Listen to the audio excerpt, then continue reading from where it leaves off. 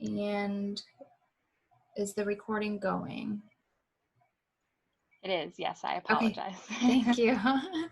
Okay, welcome everyone to Disability Network Capital Area's virtual celebration of the 30th anniversary of the Americans with Disabilities Act. For today's virtual presentation, we will be discussing the importance of creating accessible documents. Before we get started into the actual presentation, I'm just going to go over a few housekeeping things, and then we will go ahead and get started with the actual presentation. And sorry if I'm stumbling through a little bit.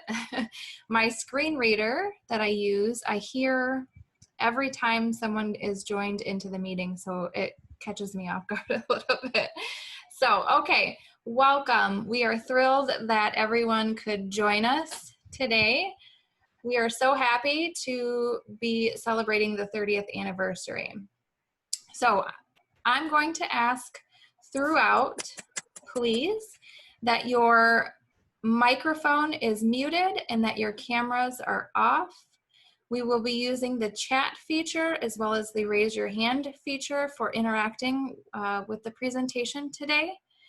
And so, as I mentioned, we are Disability Network Capital Area. Specifically, I am Kelly Blackwell. I'm a program manager here with the agency. And I use screen reading technology. So this is a really important aspect of accessibility for myself.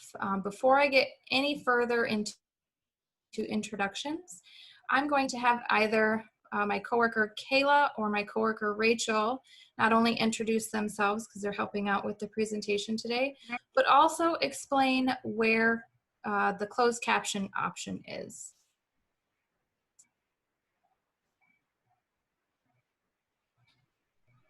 Hi there, my name is Rachel Burdett-Comer. I'm a community resource specialist for Disability Network. So at the bottom, if you are needing closed captioning at the bottom of your screen, you're gonna see some features or you will hear the features. There's a closed captioning button. If you click on that, you should be able to then receive the closed captioning. If you do, I think there are other options. If you need to make your text bigger, you have the option to do so as well. But I hope that you're able to find that. We do have cart services on today. Thank you, Aaron, or Ann, I'm sorry, Ann Feltz, for joining us today to help with that. Okay, great. Thank you, Rachel. And Kayla, could I have you do a quick introduction, please? Sure. So my name is Kayla Patino. I also work at Disability Network Capital Area. I am the program coordinator for adult services, and I'm going to be doing things behind the scenes today, letting people into the meeting, and then running the PowerPoint and helping Kelly demo some stuff. So I'm excited to be here. Thank you, Kayla.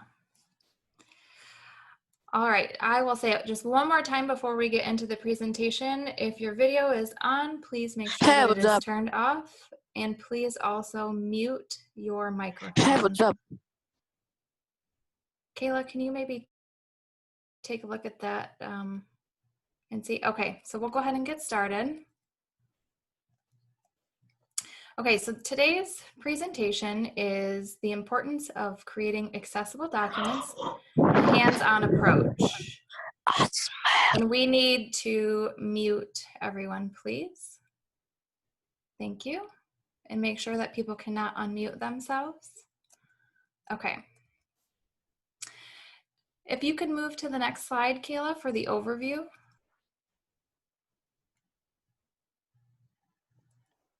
Yep. Thank you.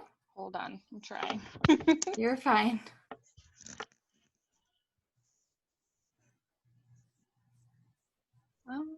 Give me One moment, second. please. Sorry.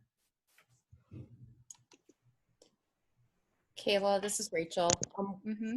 One way to be able to do it is you might have to click on the screen and then you're able to use your key features of your arrows to be able to navigate if that's helpful.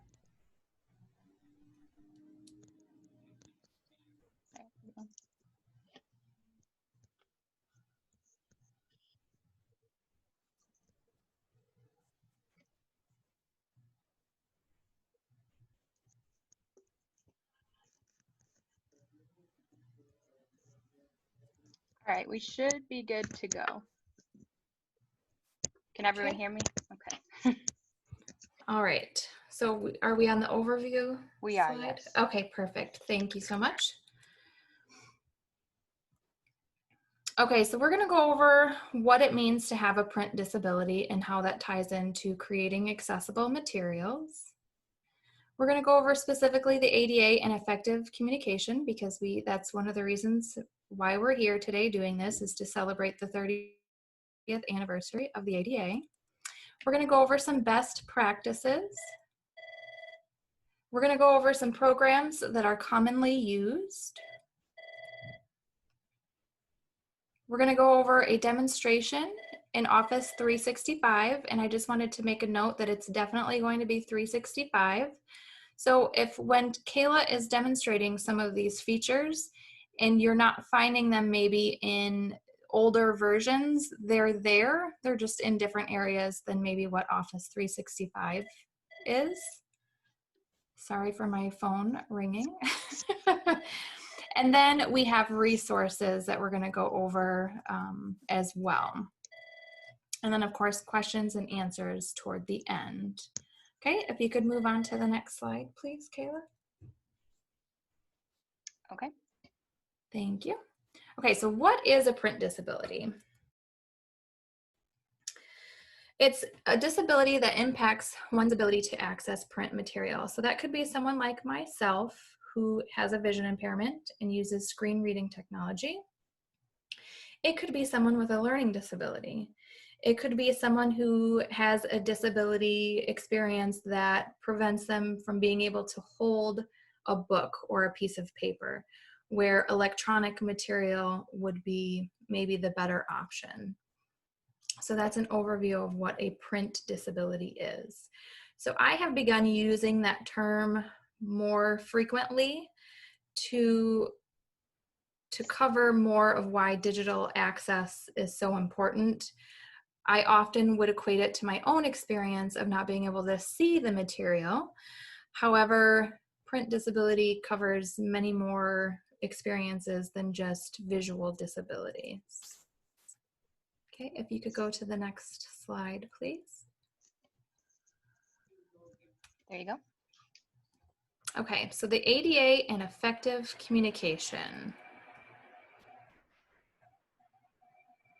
Okay, so we want to make sure that what is ever written or spoken is just as understandable and well communicated for people with disabilities as for those that don't experience disabilities.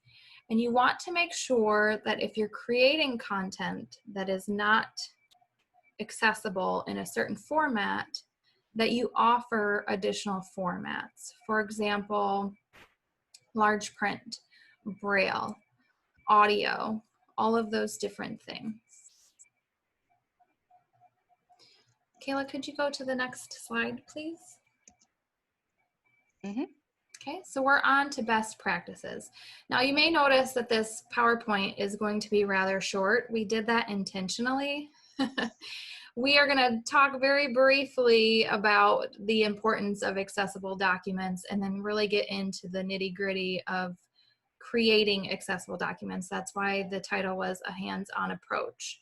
So we want to be able to communicate these best practices and then give you real-life examples, and Kayla is going to demonstrate how to do these things in real time.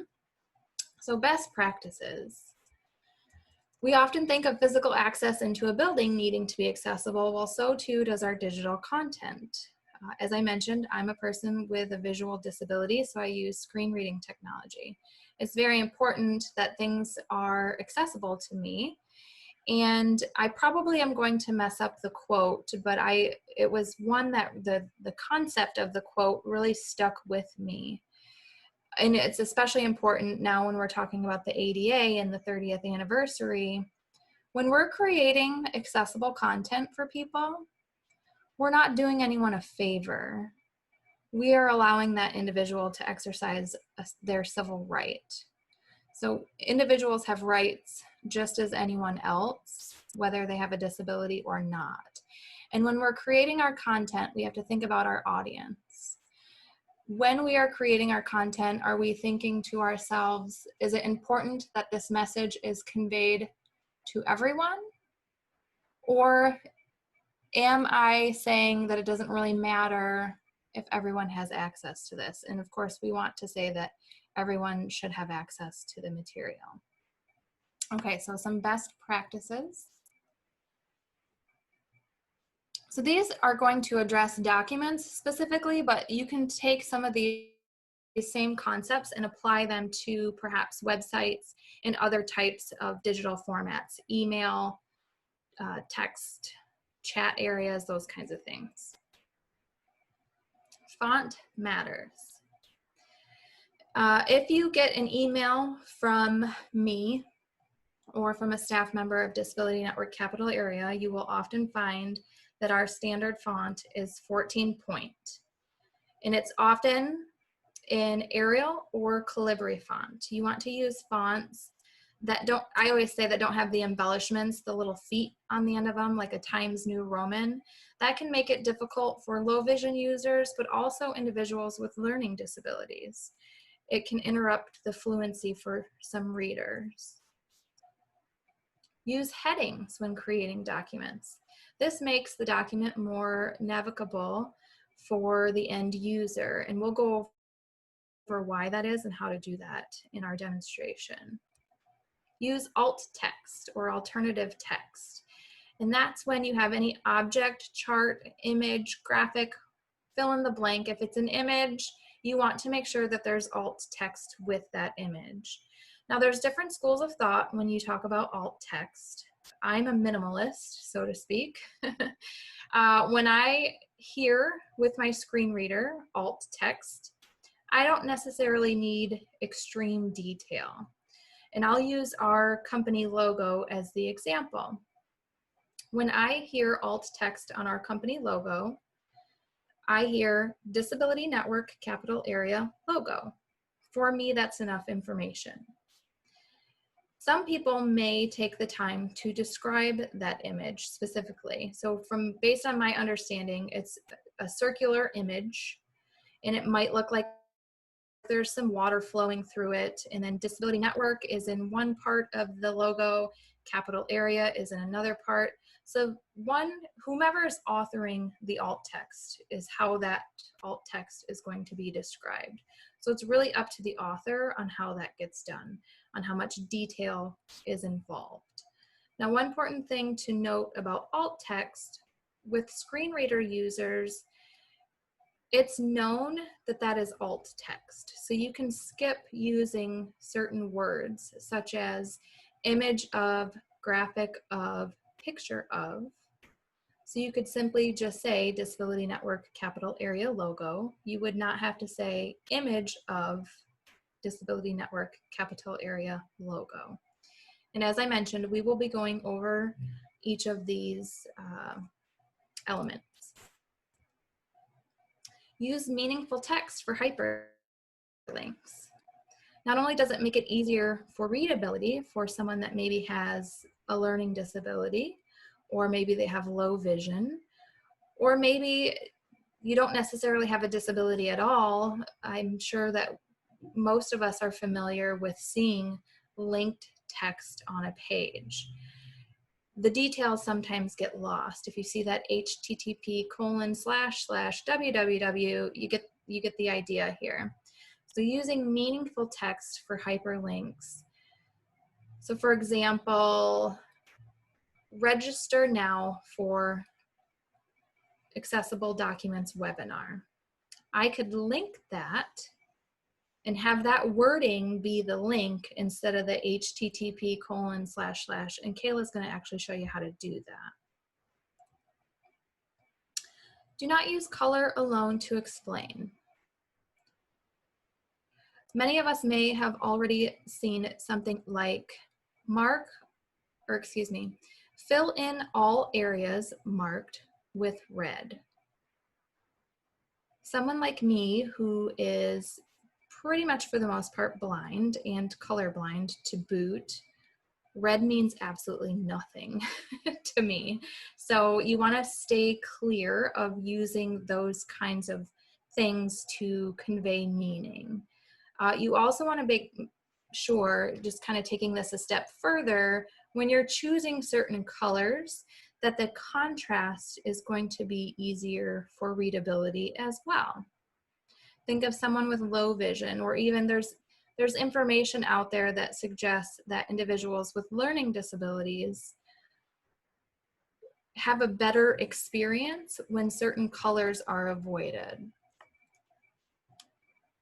Use plain language. I think especially, well, I'll just speak for myself. In human service, in any business, I think there are a lot of acronyms and a lot of language that I'm used to using and seeing on a daily basis, but the end user may not be familiar with that. So you want to make sure that you're using plain language. There's actually tools built into Microsoft and other programs that you can check the readability level of your document. And then in MS Word, and actually a lot of their programs, PowerPoint and Excel, those kinds of things, there's a tool called Accessibility Checker. And if you're not familiar with that, you're going to become familiar with that today. So that is one basic tool. It doesn't catch all of the things, but it's a good place to start.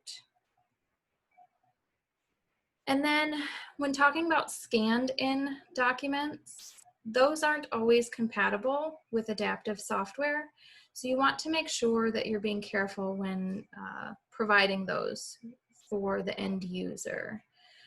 Sometimes they're accessible, sometimes not. So I would say, as a best practice, anytime that you can share a document that has originated from the computer, so to speak, it's better than taking something that's been already printed, scan it in, and send it to someone.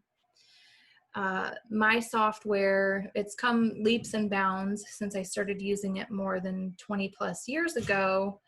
It used to tell me every single time a scanned in document, it would say alert, empty document, because what it does is a lot of screen reading programs will recognize that scanned document as an image. So it doesn't know what text to land on, so to speak. So just something that you want to keep in mind.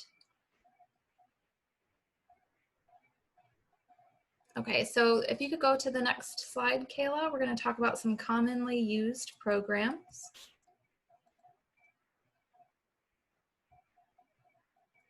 Okay, so there are several programs that you can use when talking about documents. The important thing to remember is that once you have the bones, if you will, of the presentation of the document, as long as there's accessibility built into this document that you've taken so much time to create, then it's often easily convertible into other formats, such as PDF, large print. You don't have to reformat everything. And by way of, just so we can use the raise your hand feature, or feel free to type in the chat, how many have maybe received a request for a large print document and you're like, well, I'm just going to highlight everything, select it all, and I'm going to change that font to 20-point font, and I'm going to send it off to somebody. Well, that's maybe not always the easiest. And even I, before knowing some of these steps, was guilty of that too. There's ways to format it so you can have several different versions with basically a click of a button, and you can keep those saved for future templates, just as an example.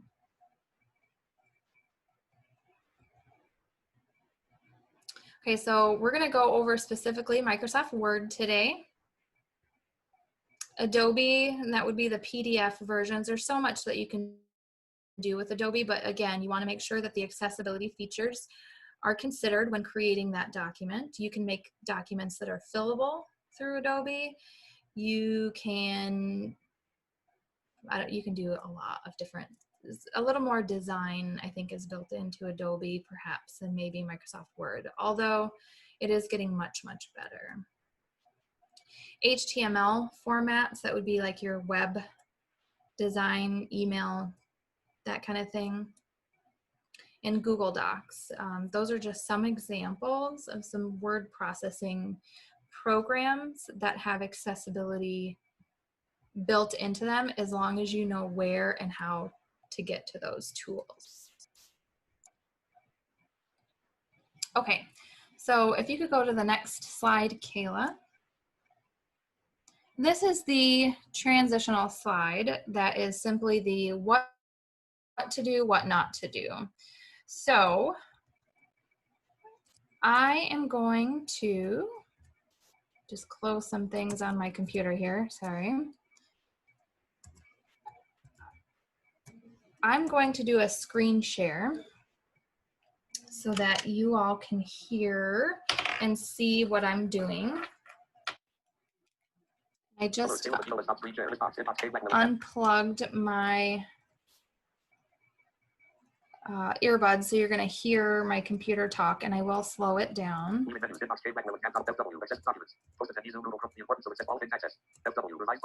Sorry about this.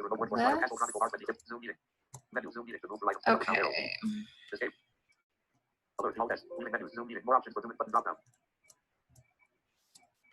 I'm not getting, there we go.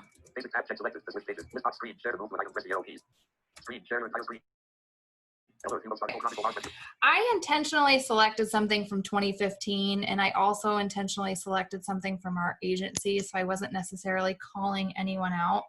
But I don't know who's using Publisher these days, but I just wanted to share that once something is sent in a Publisher file, which you should be seeing, is that correct, Kayla? Yes, we can see that. Okay.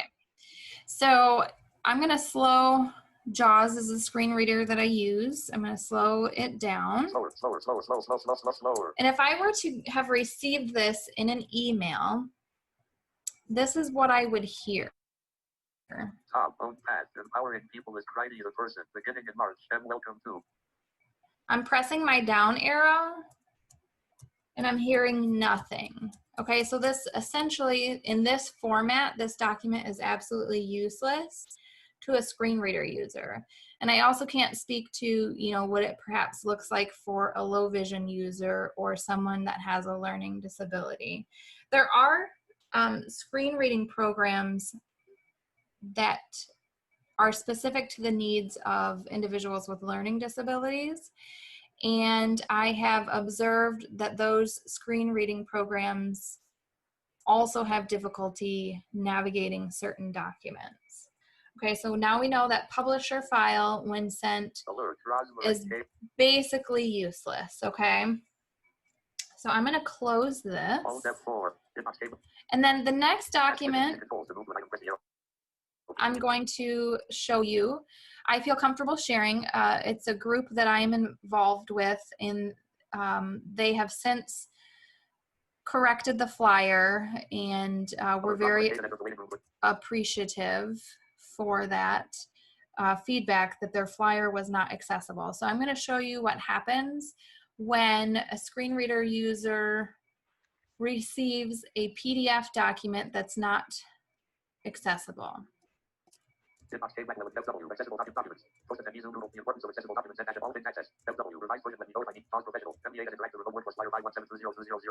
Okay, I'm gonna slow my screen reader down again. Slower.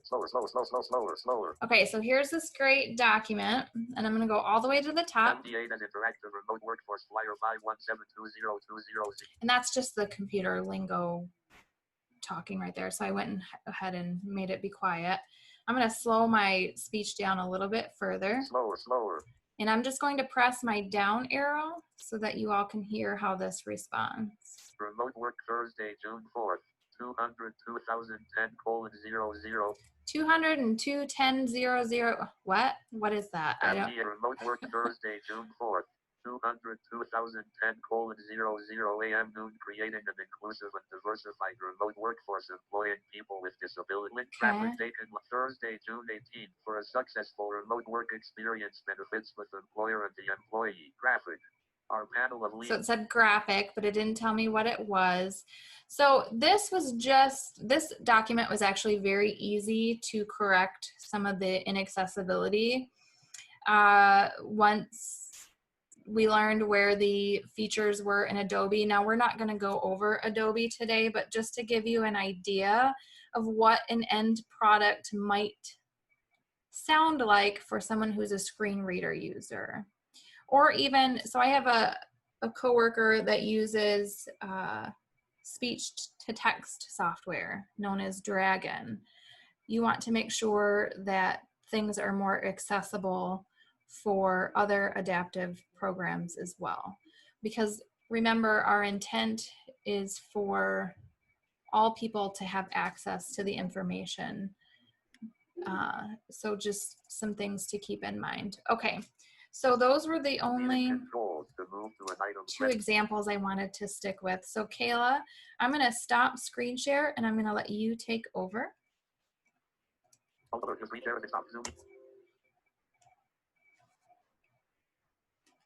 Rachel, but that cover is now. Zoom group chat.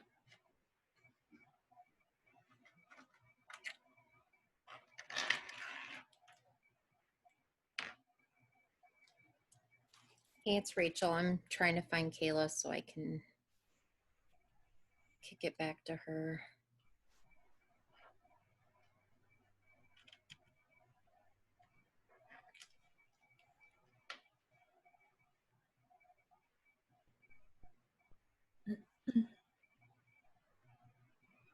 Kayla, are you there? I'm here, yeah. Why am I not seeing you in participants? Oh, you know what? Just a second. There you are. Here you go. There you go. All right. So let me share my screen again. It's really quick. I just heard something in the chat Yes, regarding who to send materials to when creating accessibility. So checking for screen reader usability is always a good, important thing to do. However, you want to make sure that you're not just checking for screen reader usability. So I don't know how to best answer that question. Let me think about that and I will get back to you. Thank you.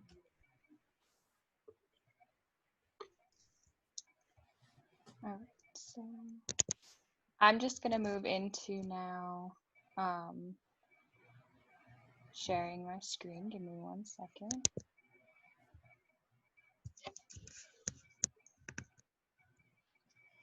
So this is Office 365's version of Word. That's what we're going to be working in today. And I'm going to start just by showing you guys a few things. So if I'm going too fast or if anything is funky or if you have any questions, please feel free to raise your hand or type them in the chat.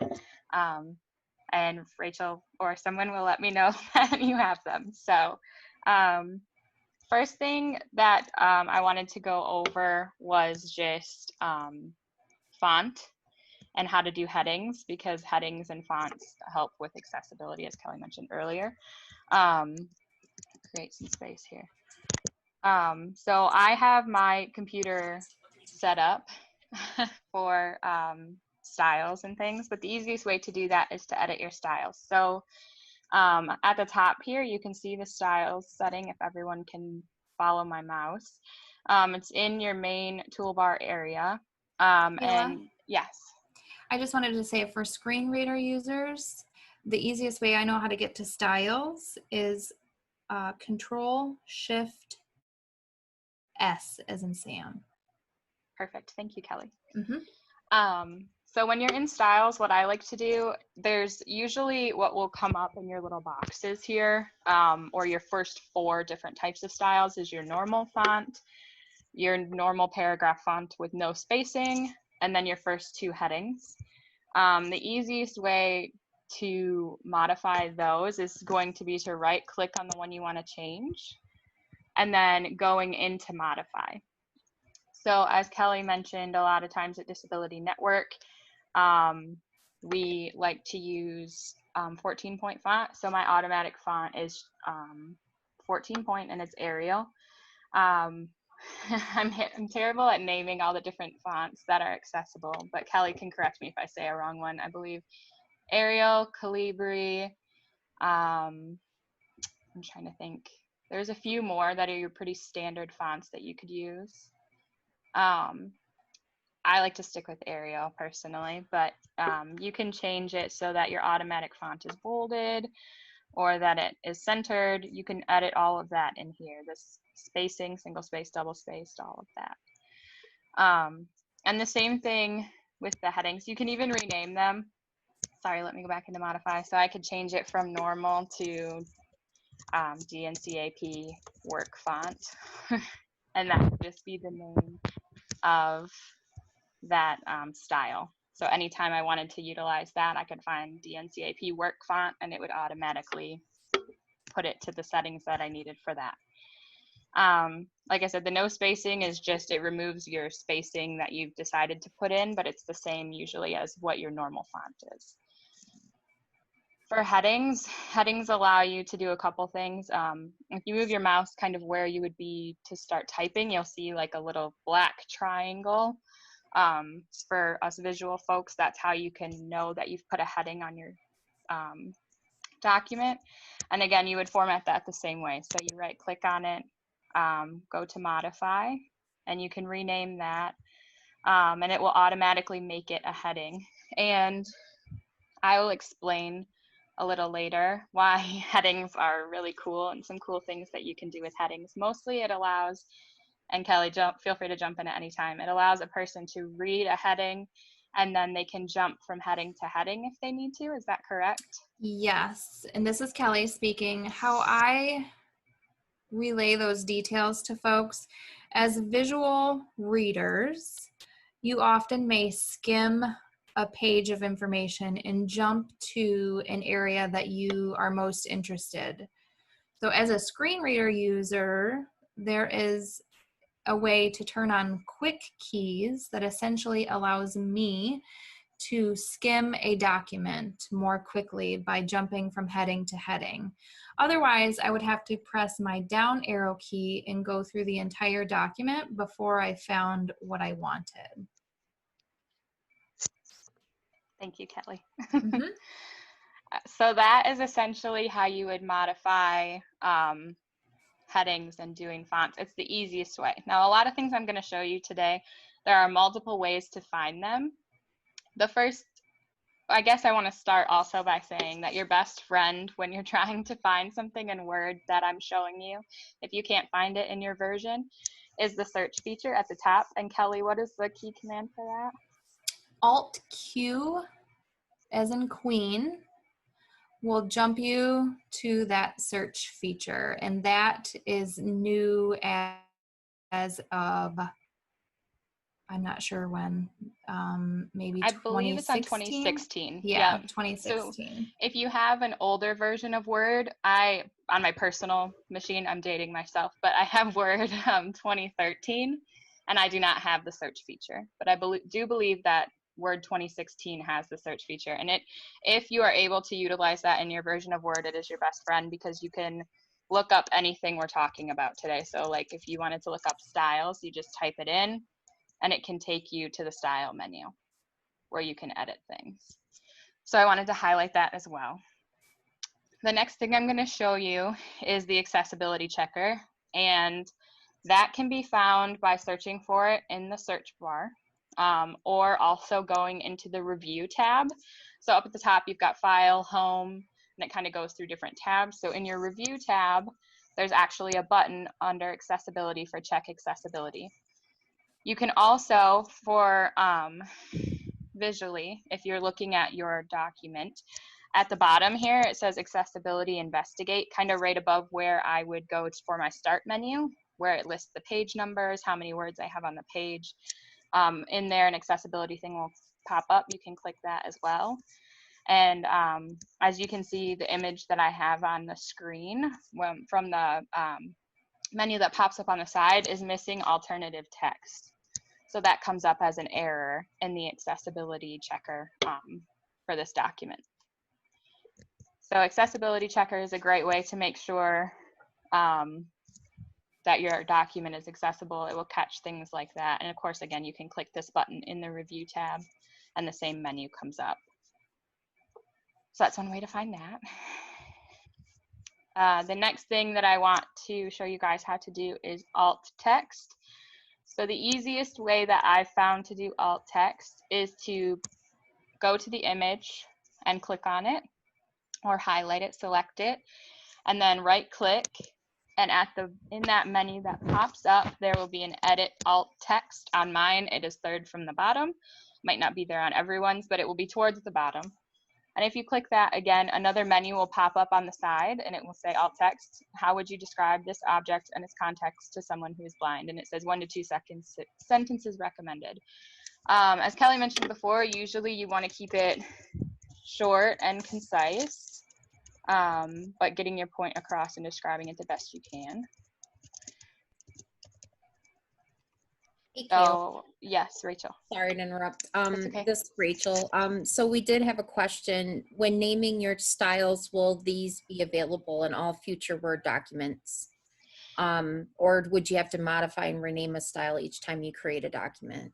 Sure. So let me jump back to that. Sorry, everyone. If you choose to rename your style, if you do it that way in the Modify tab, it will, let me see.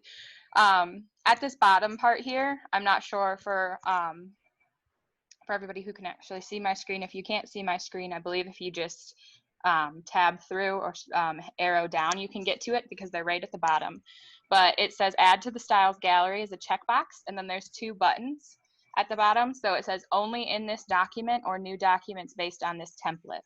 If you want the style that you're creating to be saved for future documents, you need to select the button that says new documents based on this template. And it will, every time you open up Word, the style will automatically be applied to that document.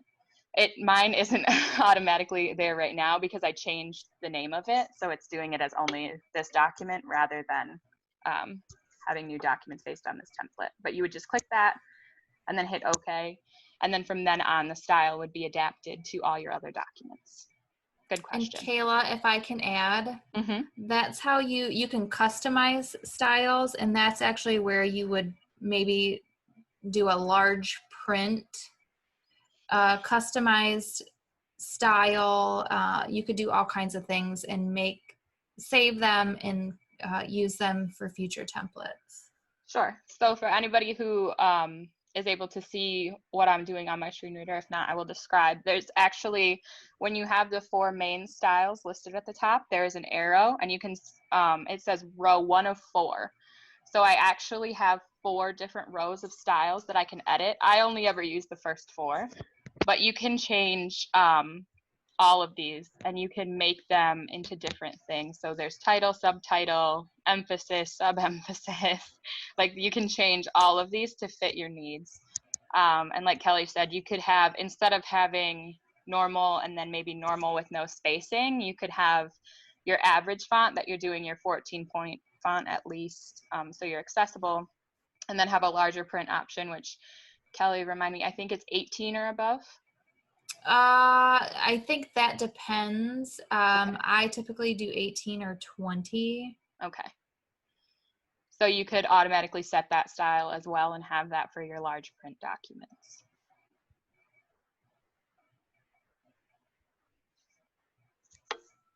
Thank you, Kayla. That was You're great. welcome. You're welcome. So back to the alt text. Once you type in your alt text, there's nothing you have to do. It will be saved to that image, and you can just exit out. And anytime you open it up, just to make sure it's there, if you do edit alt text, it saves it.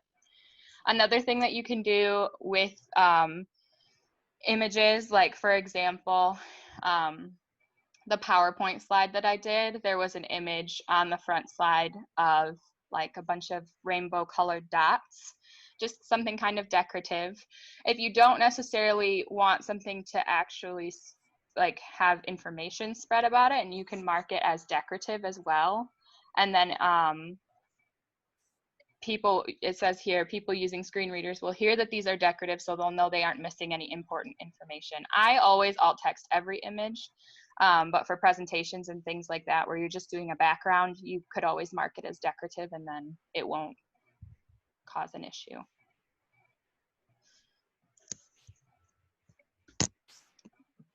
Okay. Kayla, if I could just add to that, this is Kelly. So marking borders as decorative would be something that you could do as well, so that the screen reader user or well, I guess it would be for learning disabilities or for individuals with low vision or blindness.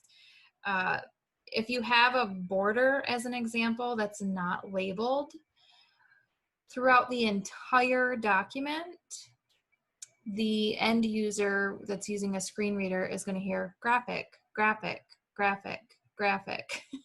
So please mark those. Thank you, Kelly. So next I want to jump into hyperlinks or meaningful text. Kelly had mentioned this earlier when she was talking about the basics of accessibility. So that's why I added this little sentence here. It says, visit Disability Network Capital Area's website to learn more about their programming and services.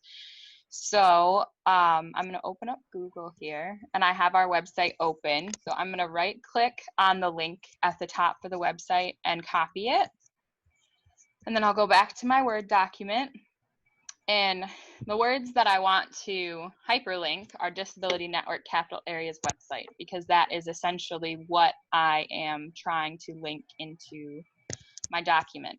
So you highlight it almost like you're going to make it bold or underline it or change the font color, same way. And then you're going to right click on that. And there's a button on mine, it's second, or option, I should say, second from the bottom, it's link. It might also say hyperlink depending on what version of Word you have. But if you click link, it will bring up a window. And here at the bottom, there's a section for address. Your cursor's automatically put into the address mark. So you can Control V if you are a keyboard person. If you're a clicking person, you can right click in there and do paste. Same thing, it will allow you to edit and add that address. And then you just have to press OK. And then that part of the text will be hyperlinked with that website. And if you hover over it, you can see it. There's an option. It tells you https www.dncap.org. Control and click to follow your link. So that is how you hyperlink text and use meaningful text in a document. This is Kelly. If I could just add examples of not so meaningful text would be click here, read more, learn more. So if you're just hyperlinking those words, you have to think of the context. Click here for what? Read more for what? What am I learning more about? So you want to add just a little more context for the end user who may be using adaptive software. Thank you, Kelly. Mm-hmm. All right, I'm going to do a check-in. Does anybody have any questions before I move on to some other areas about anything we've covered so far? This is Rachel. Mm-hmm. Oh, someone's asking if we can send the link at the end of the meeting. We are going to have this put up and available to be able to see again, so we can provide that information and check out our social media for that. I hope that answers it. Is it okay that the link is blue in color? Yes, that means that it's hyperlinked. And what you can do, so that actually I just learned this bit of information when I was double checking Microsoft's accessibility page. An added element for accessibility, you could actually take that hyperlink and underline it. so that it adds a little bit more context to the hyperlink.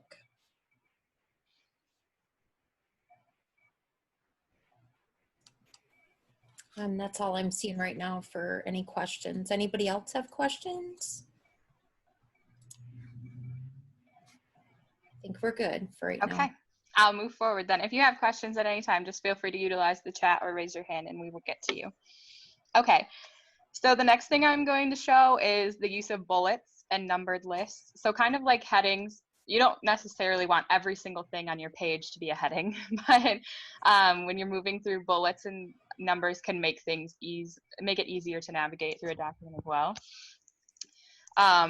So again, your version of Word may not be set up exactly like my version of Word is, but to do that, in the paragraph setting on my home tab is where I find the button for bullets and the button for numbering.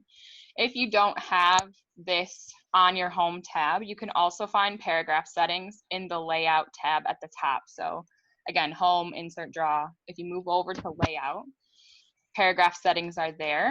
And what you're going to want to do is click the little, it looks like a box, but it has an arrow pointing down to the right corner to pop out your paragraph settings.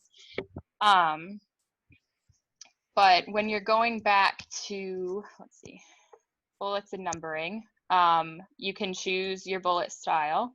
I always like to go with the simple black bullet if I'm going to just start with bullets, and then just typing your information in there.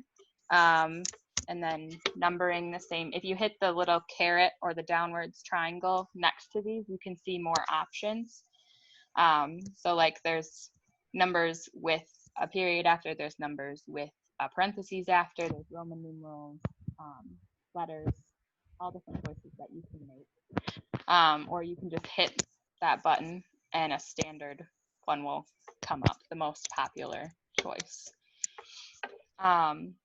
Since I showed you all where the paragraph feature is anyway, I'm going to deviate from the plan a little bit.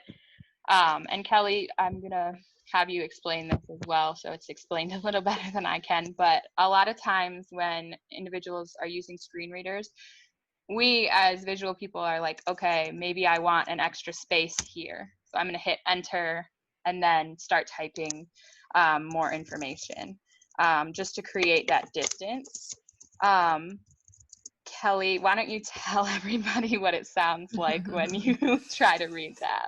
So I'm going to pull my earbud out again, and I will give you quite the literal, you don't need to see my screen to hear this, obviously. I will just, I'm going to slow it down too. I forget how fast I listen to it. Okay, so I just have this document open. Oh goodness, that's so slow. But that's okay. Okay. Okay, so I'm at the bottom of a particular list, and I'm just going to use my down arrow key.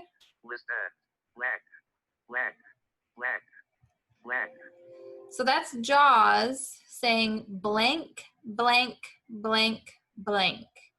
Anytime there is space that's not formatted in the accessible way for blanks, I'm going to hear JAWS say blank, blank, blank. And that's actually an ongoing joke at the office here.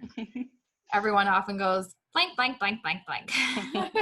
So simply by me just hitting enter after that and then hitting enter again to do a new paragraph, that's going to give Kelly or any other screen reader a blank, like a really monotone blank. One way that you can avoid that if you still want to create that space is to go into the paragraph feature. So I'm going to highlight the text that I want to create the space in, and again, I'm going to do the little square with the arrow pointing down to the right to pop out the settings. And as you can see, or for individuals who can't see, there's 3 different sections: general, indentation, and spacing. Spacing is what you're going to want to edit for this.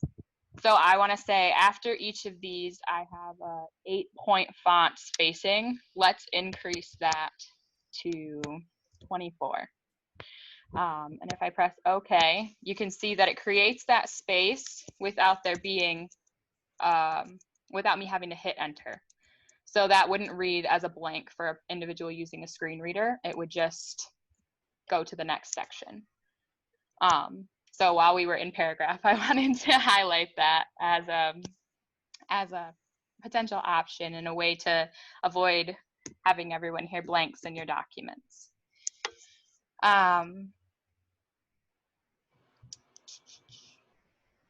So now I think we can move on to creating a table of contents.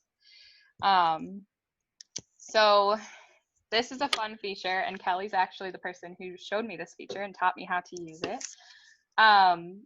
When you're trying to create a table of contents, you need to have headings. So I'm just going to make a few headings really quick. And then I'm going to go ahead. I'm sorry. No, go ahead and keep typing. This is Kelly.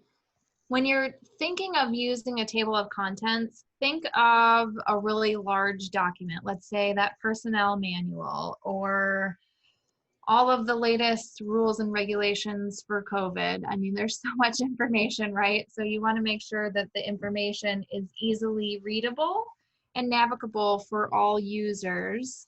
And it's much easier for actually all users to use a table of contents rather than visually scanning a 50-page document, just as an example. I'm just typing some things so that we have options so you guys can see what will happen when I try to create this.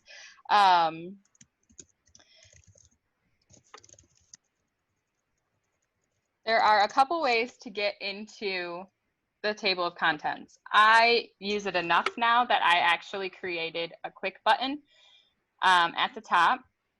So that is an option for your quick access toolbar if everybody knows how to mess with that. If you don't, if you right click up here, let me see.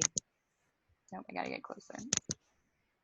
You can customize your ribbon, customize your toolbar just by right clicking at different areas in Word. And you can add different buttons and things that we talked about today. You can also search it. So just type in table of contents and that will bring it up. And you can select, again, there's different styles, different ways to do it. You can even find more if you go online. But if I do this, you can see visually what happened, folks, is that it put contents and then it put all of my headings with the page number that they're on. So it doesn't list the information underneath, but it lists that. And I could actually move it. I can move it around, and I can, if I typed in a different heading, like let's say I added, let's see. I'm like trying to think of something that makes sense, which is holding me back. But there we go. So if I added another one, it doesn't automatically update my table of contents. But if I click on it and I click update table, it will give me the option to continuously add to it. And it just updates the table of contents. So that's something fun that you can do and include in your documentation. Kayla, can you click on one of those so that you can demonstrate how it goes to that particular area? Maybe. It might be hard because they're all on the same page, but so yeah. to get to the different ones, I don't know if everybody saw, it says control click to follow the link. So if I move to programs and I do control click, it takes me to programs. Control click, I'm moving down to website information. So if you had a document that was 30 pages, like Kelly said, a personnel manual or something like that that you're reading through, if you went to the table of contents and you did control click on the title that you wanted, it would jump to that page, if that makes sense.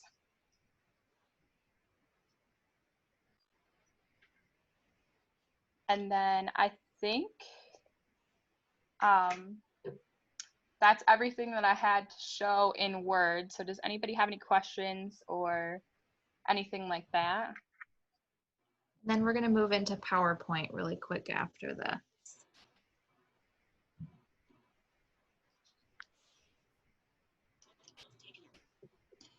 And also, if there are questions that you don't feel comfortable necessarily asking in this group format, maybe Rachel, if you could put mine and Kayla's email address in the chat,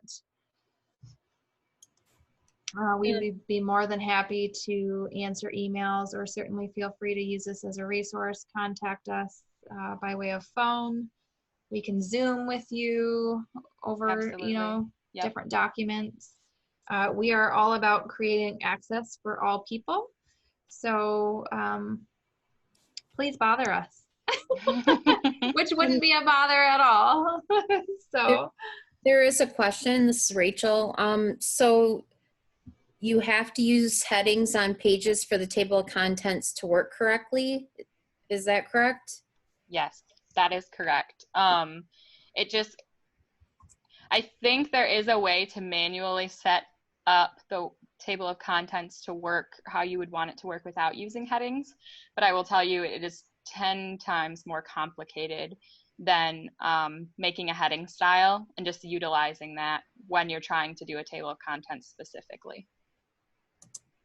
Okay. And before we move on to PowerPoint, is there any area that Kayla had discussed, demonstrated, fill in the blank, that you would like for her to go over again before we move on?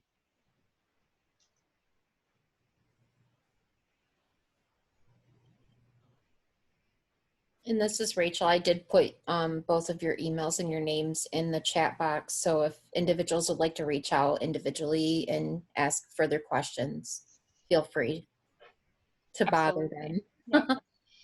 And I will just say, since we're seeing if any more questions come in, a couple things I wanted to point out.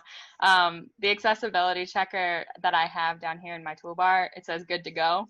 So everything that we've done today is accessible. And if you have that on in your document, it will automatically update if there's an issue. It will say check, I think it says like, it'll say accessibility and it will say click here to check if there is an issue, or it'll say good to go if things are fine. And of all the things that we've talked about today, there are a ton more features and cool things that you can do in Word. We just went over the basics today, but I suggest if you want to learn some things too, you can always play around and look in the different tabs and see different things that you can do. Kayla, this is Kelly. Mm-hmm. I'm going to throw a little bit of a curveball at you. I love that. I know you can handle it. We talked a little bit about plain language and the importance of using plain language. I don't know if you have your readability statistics set up, but might you be able to demonstrate that before moving into PowerPoint? Sure, let me see. I don't think that I have my readability button saved because I think it is in this review tab that I'm in. But let me look it up. So like I said, if you can't find anything that we've been talking about today, I don't think it's in spelling and grammar.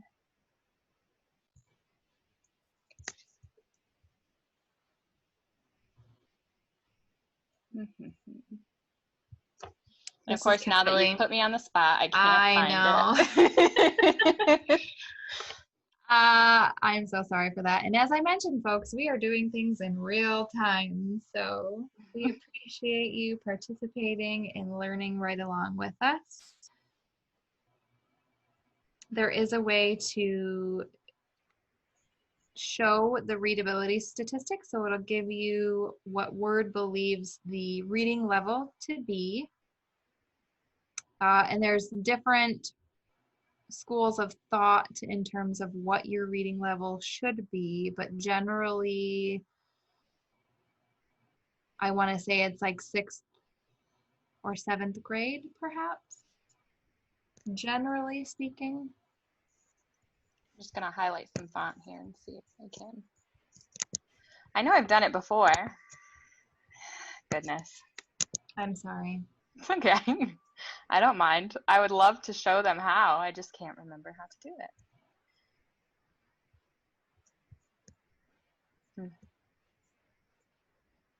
Is it under File and Options?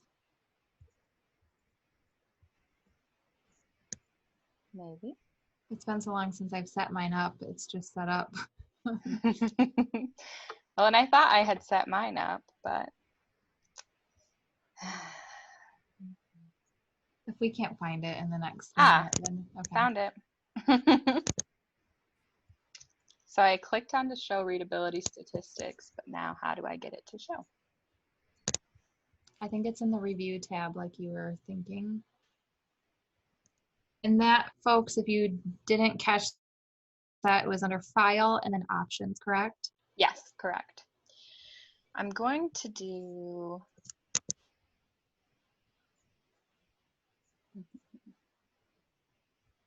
Visually, I want to say it shows up as a little book.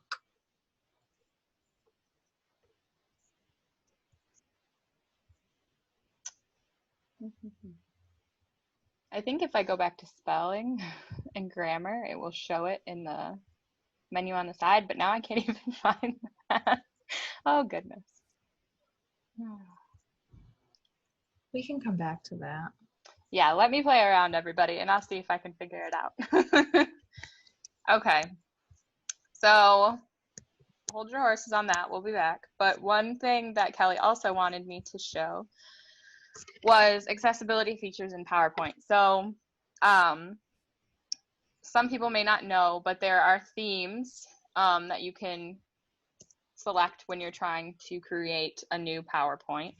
So you just hit new, or when you open Word or PowerPoint, it will come up and there will be a button that says more themes, and you can click on that. A cool feature that I recently discovered is that if you're clicking on one, let's just pick a random one, it will give you a description. So this one says, this monochromatic floral template includes an example icon set to help you clearly categorize data. This is an accessible template. So what I found is that if you use an accessible template, it automatically formats fonts. It automatically can generate alt text that is accessible. So let me go into the one that I used for the presentation today. So let me just do a new slide. And go back to Word. I'm going to be jumping around. Sorry for anybody who's getting whiplash following me through my document. But I'm going to paste our logo. And then if I go to edit the alt text, I can do that as well. When I was creating the PowerPoint for today, it actually automatically alt texted it for me, and there's this button that is in the alt text menu, generate a description for me, and it will automatically generate a description. That's hilarious. So the description the description it came up with for our logo is a close-up of food, and oh, it that's says funny. Description automatically generated with low confidence. So they weren't very confident in that. But for the most part, though, when I did this originally and I created our PowerPoint, it said a company's logo was the description that it gave me. So that was I thought that was pretty cool. And like I said, the fonts, they're all appropriate sizing so that things are accessible and easily read and used by individuals with a wide variety of disabilities. So if you're creating a PowerPoint, that's something that you could do, is to create or use an accessible template. And Kayla, this is Kelly. I just wanted to cover really quickly reading order for PowerPoints. What happens is, let's say you have a slide and you have entered text on that slide and you want to begin adding images to make it flashy, to make it relevant. Do you want the pictures to be relevant to the paragraph that's on there? For screen reader users, there's a thing called reading order, and the screen reader is going to read quite literally in the order that things were added to the slide. So they may not make sense. So you may have to go in and adjust your reading order for it to make sense for all users. Not to interrupt Kelly, but I was able to use my search feature, woohoo, to find the spelling and grammar. And when I did that, for those of you who are able to visually see this time, a separate box popped up from the menu called Readability Statistics. So that is what Kelly was talking about. So not only do I have the menu on the side that tells me my spelling's okay, my grammar's okay, clear, concise, formal, but this Readability Statistics box pops up. And there's 3 different sections: counts, averages, and readability. So the readability section at the bottom is giving me a flesh reading ease of 23.4, excuse me, and then a Flesh Kincaid grade level of 13.4, meaning that I'm using probably above high school language. So as Kelly mentioned, you would want that grade level to probably be between, did you say 6th and 7th? Yeah, I mean, there's different thoughts on that particular level. Mm-hmm. But you want to, so this is really important when you're thinking about information that's going out to the public. If you're advertising an event, if you're talking about your programs and services specifically, who's your end audience? And I'll just use our company as an example. We created a lot of new policies surrounding the pandemic, and one of the documents that we created was for to be able to provide virtual services. And we were using things like remote, virtual, I don't know, words like confidential and things like that. And when we got it back, it was very similar. It was like a 13.5 or something like that. So we had to think about virtual, remote, confidential. And so we came up with words like, now I'm on the spot and I can't think of them specifically, but using the computer to meet with people, just as an example, instead of saying virtual. And I'm probably totally making that up and it's probably inaccurate, but I can't remember. I can't remember exactly. So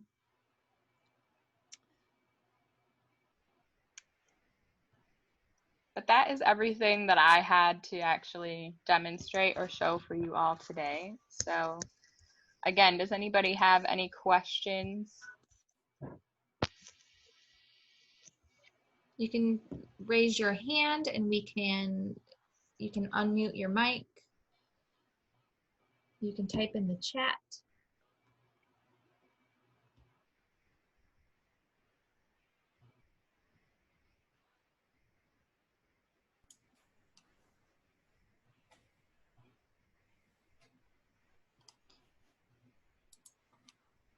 For those that are interested, I do have a couple of documents with resources. I can go ahead and make sure that you get those once I receive your email. I just am not fancy enough yet to know how to attach a document within Zoom, but I do have some resources generated and would be more than happy to share those with individuals who are interested. So if you want to go ahead and send me an email, I can get those out to you today. This is Rachel. So is there a training that shows us how to make existing documents accessible? So this is Kelly, and speaking from experience, remediating documents is probably one of the most difficult things that you can do. It's not impossible, certainly. But let's say you take an existing document that's in Word, because we've used Word today as the example. The easiest thing to do right out of the gate is going to be to run that accessibility checker. And then there are other online resource tools to help you navigate other elements, but using that accessibility checker is going to be the easiest. And then just you as the author of the document, you want to make sure that you're looking at the font. Is it a font that is accessible? Does it use colors that have good contrast? Looking at your alt text, just things like that. So there's some things that you can do on the front end that can be rather simple to correct some of the very basic issues. And then sometimes a document can be so complicated and so inaccessible, it might honestly be better to start from scratch. Yeah, I will second that. And just to use the document that Kelly originally showed us, sorry, this is Kayla, in Publisher as an example. That document of ours from 2015 that had a bunch of clip art and a bunch of like the fancy stuff that you used to be able to do with words, like where you would blow it up and like curve it and make it colorful and fancy. To me, trying to make that document accessible would be a nightmare because you basically wouldn't be able to use the fancy fonts and you'd have to alt text all the stuff. So it might just be easier to take the contents of that, to take what you can that's typed out, and then completely start over. So like she said, it's not that it can't be done, it's just more difficult and more time consuming, I would say. And then this is Kelly again. If I can add, some people are really concerned about the fact, well, why do I have to make my document accessible? I want to make it pretty. I'm here to tell you that you can make your document both pretty and accessible. And you want to think back to, what is the purpose of my document? Who am I trying to reach? Is my message important for everyone? And if you've answered those questions in a way that your document is important for everyone, then you should be making your document accessible. And for those that might find it a little bit difficult, or let's say, so this question came up when I was talking with another group, because they were trying to figure out how they can best communicate to teachers how to make their content more accessible for students. Because let's face it, we're moving into more virtual content, right? And I say, think of all of us, now that we've moved into this primarily working from home, joining Zoom, joining Teams, what have you. I know that several of my coworkers, even, certainly not myself, because I wouldn't want to be driving ever, but many people are joining these virtual calls from their car. So the more accessible you can make your content, it's going to make it more accessible for everyone. Even that person that's on the go, that's in their car, that's standing in line at the grocery store, checking something on their phone. How many people have done that? So you have to think of, it doesn't always necessarily have to be accessible for a person with a disability. It just has to be accessible.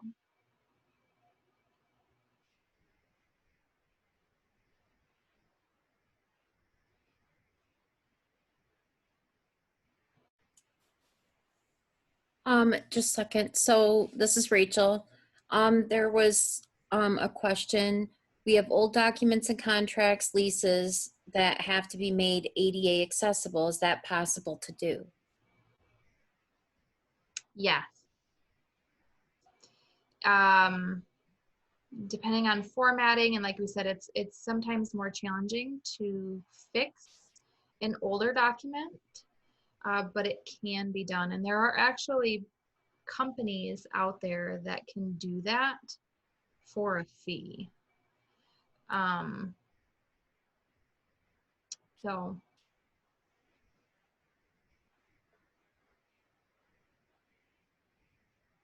and we are not one of those companies, I will add. But we will be more than happy to be a resource for sure. And I don't mind reviewing documents occasionally, but I will tell you, I'm only reviewing documents when they're sent to me from a screen reader perspective. So I'm not going to catch some of the visual stuff because I'm a non-visual person. So I'm going to tell you, sure, this document seems accessible from a screen reader user perspective. But if it's missing accessible elements, I might miss some of those things because they were not made accessible, if that makes sense. Hey, Kelly, this is Rachel. There was another comment. Do you know if, like in this instance, it says, I doubt the state will pay for that, but do you know if that is usually covered? Or what? What's covered? Well, because you mentioned if individuals or companies want to make their, you know, their older contracts and things ADA accessible, would that just be an expense on their own, or could that be expensed out? I don't know if that makes sense. I don't know if I'm qualified to answer that question. That would depend on the company and what they would be willing to cover in terms of cost. And correct me if I'm wrong, any of my coworkers that are on the call, I was under the impression that for the state of Michigan, they have an entity that reviews accessibility. But I can't say that with 100% certainty. This is Rachel. I believe so. But then again, it wouldn't hurt to try, especially if it's a lot of documents. If they look at one person or several people having to do that, you know, the man hours with it, as opposed to having an outside entity.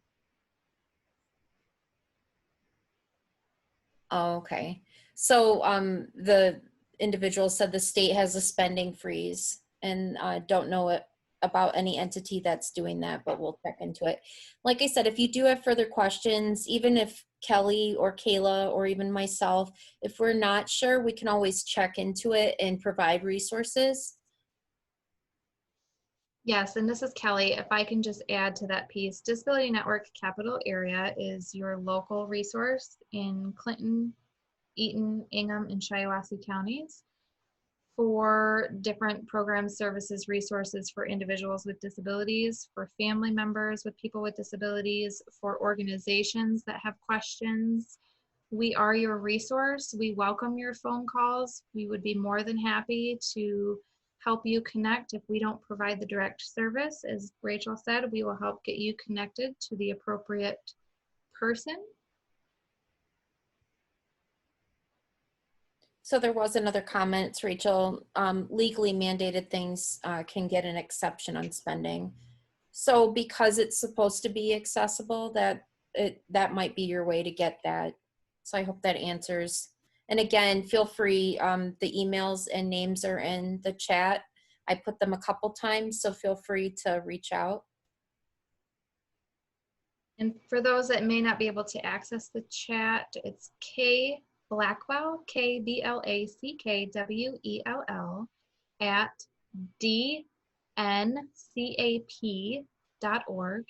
And then Kayla Patino, K Patino, KPATINO at dncap.org. Rachel Burdett Comer, R Burdett, RBURDETTE at dncap.org. And then we have a comment from Mark Pierce, our director. He said he would like to thank Kelly, Kayla, and Rachel for such an informative and helpful training, and special thanks to everyone who participated and their willingness to make documents accessible to all. Thank you for celebrating the 30th anniversary at the ADA. And then we had another comment. Thank you for putting this together and taking time to present. This was very informative. And let us know, everyone, if you're really interested in this. And again, Kelly, don't hate me. If this is very helpful, maybe we can do another one or a series or something. We just want to make sure that we're creating content that is helpful so that it's not overwhelming to where now you're looking at all these documents, you're like, like you saw some of ours that we put up. We've come a long way ourselves, and we want to make sure that we're reflecting what we're talking about, what we're teaching. So if you're interested, yes, please share that. And I I will help Kelly with it, but I'm hearing very helpful. Thank you. Yes, please. Trying was great. Or training was great. Yes, it'd be helpful for others to see too. Yes, and that's why, folks, that's why we're recording this today, so that you can have an opportunity. And I think the demo, thank you, they're saying great live demo. I think that's really helpful too, because we've done presentations and we haven't really shown a lot of on the fly of exactly how to do it. So yep, we're getting a lot of interest in more trainings. Okay, great. I will say, go ahead, Kelly. I was just going to say, we are going to do our best to get this material up on our YouTube channel very soon. If you feel that your staff could benefit from additional training, please feel free to use this as a resource. We are primarily doing things virtually, especially in larger groups. We do not want to promote that much togetherness. But we would be more than happy if you have a lot of staff that were not able to attend today, or if you know a group that might benefit from this, we will absolutely entertain the idea of doing this again for folks.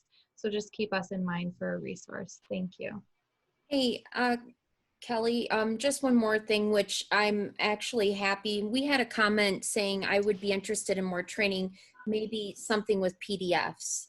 So I didn't know if you wanted to speak on how accessible PDF is, just very briefly. Very briefly, and then if we can end the recording after this. So PDFs, if you create a document in Word with all of the accessible elements built in, converting to a PDF is going to be easy peasy. It's going to keep all of the accessibility features. If you're creating a document within Adobe, you want to make sure that you use the accessible features built into Adobe. And as I mentioned, I do have a document that has resources, and Adobe is linked within that document, and it will show you how to access the accessibility features within Adobe.